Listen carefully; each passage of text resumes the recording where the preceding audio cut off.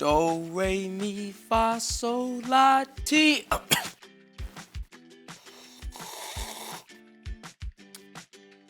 Do.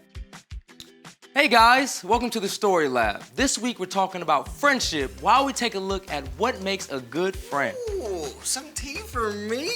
Thanks, friend. I was gonna drink that.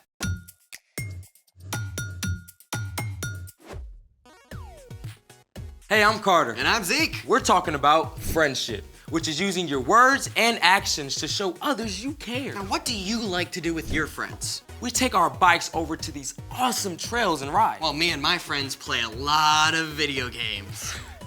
Couch potato? I prefer sofa spud. Also, we're building a robot. Cool, and totally geeky. I resemble that remark. Oh, and we are friends. Oh, for reals. We do this show together. And our secret handshake.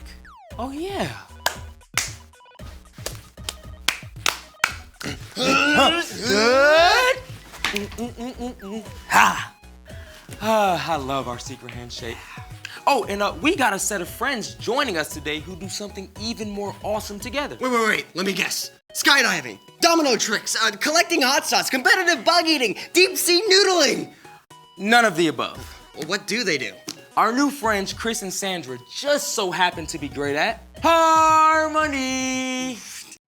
Tell me more. I'll let them do it. Hey guys, come on in. Hey, how's it going? Good to see you. Hey, Chris and Sandra, we are so excited to have you here with us on Story Lab. Oh yeah, thanks for having us. Oh, yeah, I've been looking forward to it. So, we have a couple of questions for you, Okay. and I'll start off by asking the first one. How did you guys meet, and when did you guys start working together? Ooh, that's a good question. Chris, why don't you answer it? Okay, sure. So Sandra was born and raised in New York, and I live down here, okay? But when Sandra, at a young age, signed a record deal, okay? And she got a recording contract to record down here where I live for weeks at a time, and we happened to meet on one of her trips. And thankfully, she never went home, okay? And to this day, we still work together, we sing together, and we even run a band together. Yeah, it's a lot of fun. We have a really fun party band, so we like to say that we are the party. We're the party. And not only do we get to perform and sing together in this band, but we also work behind the scenes creatively to put everything together. So I handle a lot of the things that you see visually on stage, from wardrobe, choreography, and Chris handles the music. He's the music director. So working together is so great because we know that if one of us misses something, one of us is gonna catch it. That's right. That's good. So, speaking of that, what do you guys enjoy the most about singing together? Ooh, that's good. Well, my favorite part is really getting to travel the world together. So we get to perform in front of really, really massive audiences. But musically speaking, I would have to say this. So we get to cover the entire musical spectrum. Now, what I mean by that, see, I like blues and R&B, and Sandra really likes the rock and pop. So when we work together, we can cover the entire musical spectrum, and it makes for a lot of fun. Yeah, working together is really so much better when we are together, and we really lean into one another's strengths and we blend well together. So working together is great. And if you ask our 6-year-old at home what our family motto is, he will say, together is better. That's right. Well, speaking of together is better, we would love to hear you guys sing together. Oh, okay, that'd be fun. Okay, so here's a song that I wrote a long time ago. It's called Love Like You. And there's a really special line in this song, and it says this: "The world is better when we're working together to share God's perfect love." Okay, so I'm gonna teach it to you, and then Sandra, you can jump in, and we can all jump in together. Okay. It goes like this. The world is better when we're working together to share God's perfect love. Come on, Sandra, here we go. The world is better when we're working together to share God's perfect love. All right, everybody, you too, come on. The world is better when we're working together to share God's perfect love. Okay, you guys sound Yeah. great. Wow. Okay, All right, now it's I want to harmony. do it again, but I want to teach you something about harmony. Now, harmony is when multiple voices sing different things. They come together to make one beautiful chord, okay? So let's all sing it together. Again, we'll sing what we just sang, and on the second time, I'm going to sing a harmony part, okay? Let's do it. 1, 2, 3, come on. The world is better when we're working together to share God's perfect love. Now here's the harmony, here we go. The world is better when we're working together to share God's perfect love. One more time, everybody. Here we go. The world is better when we're working together to share God's perfect love. And that, my friends, is what happens when voices work together in harmony. That was amazing! Thank you. It's fun. Listen, thank you guys so much for taking the time out today to join us. Yeah, thanks for having us. Hopefully we can come back soon. Oh, of course, of course. It's time for... The story before the story. Today, we're in the book of Ecclesiastes.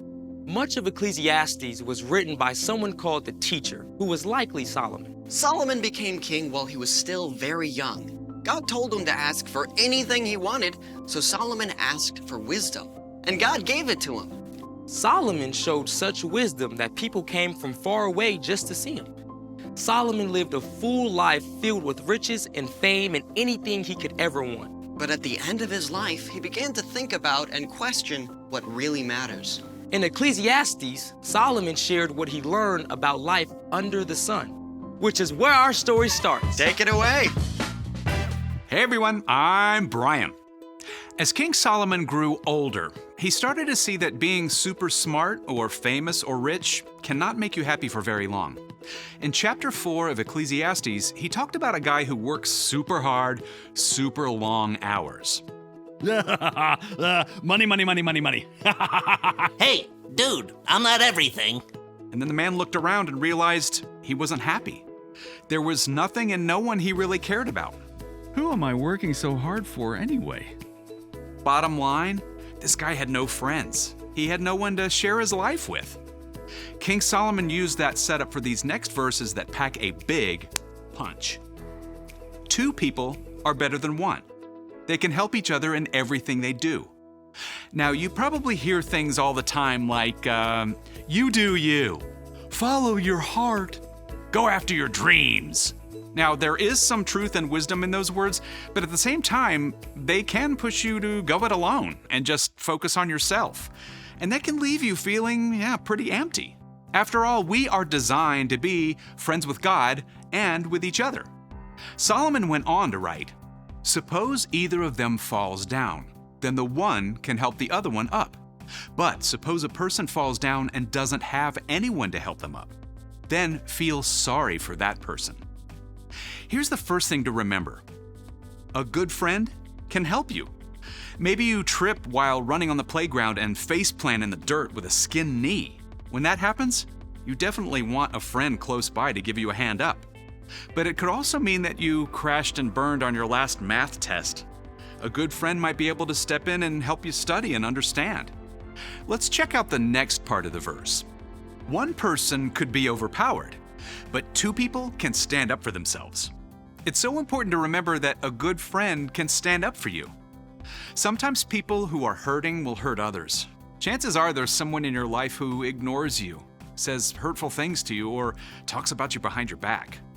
That's always hard to face, but when a friend stands up for you, it's a lot easier to bear. Now let's wrap it up. Solomon finished, "And a rope made out of 3 cords isn't easily broken." See, the only thing better than 1 good friend is 2. In the ancient world, rope made out of 3 strands was the gold standard. It could withstand just about anything. If 1 friend can help, encourage, and stand up for you, a group of 3 friends can do that even better for each other.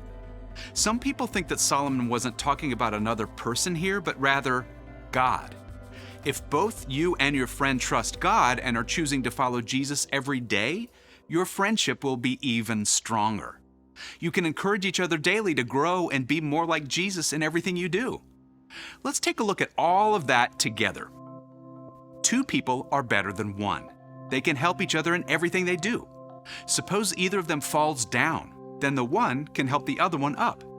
But suppose a person falls down and doesn't have anyone to help them up, then feel sorry for that person. 1 person could be overpowered, but 2 people can stand up for themselves. And a rope made out of 3 cords isn't easily broken. Looking back on his life, Solomon realized that it wasn't the money or fame that brought him joy. It was the gifts of God, including the people in his life. The end. Wow. I mean, we spend so much time just wanting more money and stuff. But Solomon had all that stuff, and it didn't make him happy. That's right. It was the people in his life who mattered most. So what's our part in the story? We weren't designed to live life alone. Even Jesus modeled how important it is to have friends when he chose his 12 disciples. If Jesus needed friends, we certainly do too. But not just any friends. That's right. You want to choose friends who help you, who encourage you, and stand up for you. And you can do the same for them too. Now, you might not feel like you have really good friends or that the friends you have don't treat you very well, but the best way to get a good friend is to be a good friend. Be friendly to everyone, but look for someone who enjoys the things you enjoy and makes wise choices. Someone who loves, like Jesus. And you might have to step outside of your comfort zone a little and maybe invite a kid you don't know very well to play a game.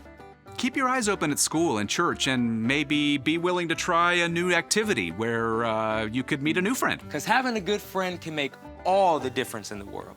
You got it. See you next time. So, here's the thing. Choose your friends carefully. Friend, do you think we can sing harmony? I mean, it can't be that hard, right? Oh, come on, it's gotta be someone's birthday out there. Let's give it a go.